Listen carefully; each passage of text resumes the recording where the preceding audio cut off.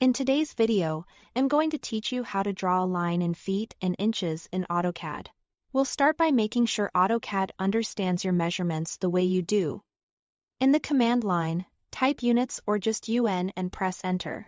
This opens the Drawing Units dialog. Here, under Type, choose either Engineering or Architectural.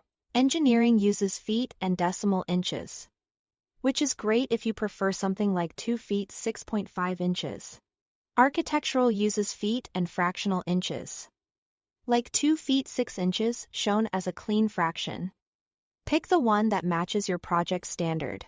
Next, set the insertion scale to inches. This ensures that when you enter lengths or insert content, the size is interpreted correctly in inches-based units. Once that's set, click OK to apply the changes. Now let's draw the line.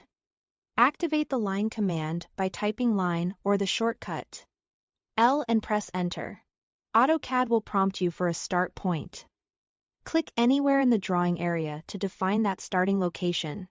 You'll see a preview segment attached to your cursor, which helps you visualize the direction as you enter the length.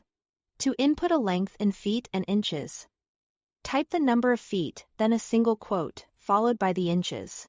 For example, 2 single quote 6 creates a line that's 2 feet 6 inches long. Keep it together without spaces.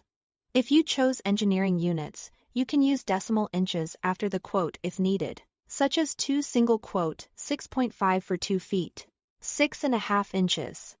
The single quote is the feet symbol on most keyboards. It's the apostrophe key.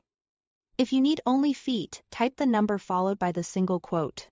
For example, 5 creates a line 5 feet long. If you need only inches, just type the number by itself.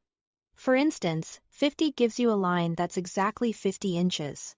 AutoCAD uses your cursor to determine direction while it applies the precise length you type. So position the cursor roughly where you want the line to point. Then confirm the value.